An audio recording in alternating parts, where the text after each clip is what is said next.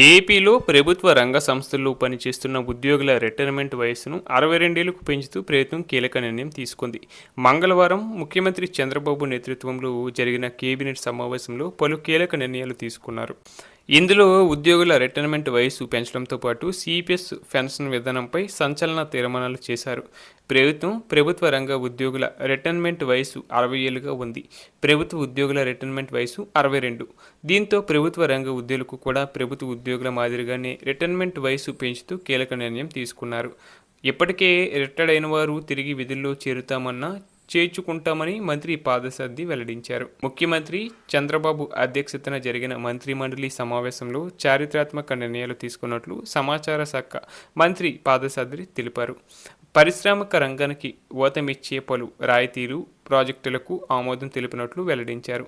అమరావతి, విశాఖపట్నం నగరాలను ప్రపంచ స్థాయి డేటా సెంటర్ హబ్బులుగా అభివృద్ధి చేయాలని ప్రభుత్వం నిర్ణయించిందని తెలిపారు.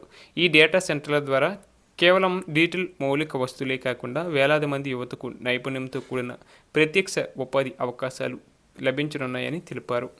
అనకాపల్లిలో కంట్రోల్ ఎస్, విశాఖలో సిపి, ఇన్స్పానిట్ స్పేసెస్ వంటి దిగ్గజ సంస్థల డేటా సెంటర్ ప్రాజెక్టులకు భూములను కేటాయించడం ద్వారా రాష్ట్రం డిజిటల్ రంగంలో అగ్రగామిగా నిలవనుందని చెప్పారు. నిరుద్యోగ యువతకు నాణ్యమైన ఉద్యోగుల కల్పనే ధ్యేయంగా ప్రభుత్వం ఈ సమావేశంలో భారీ పరిశ్రమలను ఆహ్వానించిందని చెప్పారు. నెల్లూరులో 3,678 కోట్లతో శ్యామ్ మోటలిక్స్, తిరుపతి జిల్లాలో రాయల్ ఎన్స్టిక్ సంస్థల గ్రీన్ఫీల్డ్ తయారీ కేంద్రాలను ప్రత్యేక రాయితీలను మంజూరు చేశారు. ఈ పరిశ్రమల వల్ల స్థానిక యువతకు వారి సొంత ప్రాంతాల్లోనే పారిశ్రామిక నైపుణ్యాలను పెంపొందించుకుంటూ మంచి వేతనాలతో కూడిన ఉపాధి పొందే అవకాశం దక్కనుంది. అలాగే ఇక ప్రభుత్వ రంగ సంస్థల ఉద్యోగుల రిటైర్మెంట్ వయసును పెంచిన ప్రభుత్వం ఉద్యోగుల పెన్షన్ స్కీమ్ పైన సంచలన నిర్ణయం తీసుకుంది. 2022 జనవరి 1 నుంచి ప్రభుత్వ రంగ సంస్థల ఉద్యోగుల రిటైర్మెంట్ వయస్సు పెరుగుతుందని, ఆ తేదీ తర్వాత రిటైర్డ్ అయిన వారికి 2 ఏళ్ల ఆర్థిక ప్రయోజనాలు కల్పిస్తామని ప్రభుత్వం ప్రకటించింది. మరోవైపు సిపిఎస్ ఉద్యోగులకు ఓపీఎస్లో వన్ టైం ఆప్షన్ ఇస్తున్నట్లు ప్రభుత్వం వెల్లడించింది.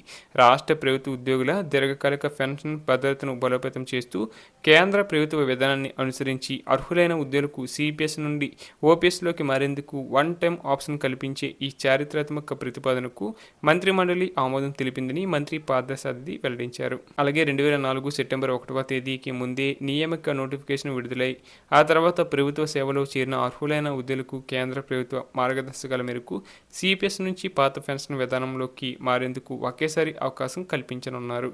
ఈ నిర్ణయంతో జీవో నెంబర్ 653 పరిధిలోని సుమారు 10,715 మంది రాష్ట్ర ప్రభుత్వ ఉద్యోగులు, వారి కుటుంబాలకు పదవి విరమణ అనంతరం సర్వీస్ పెన్షన్, ఫ్యామిలీ పెన్షన్ రూపంలో పటిష్టమైన ఆర్థిక, సామాజిక భద్రత లభించనుంది.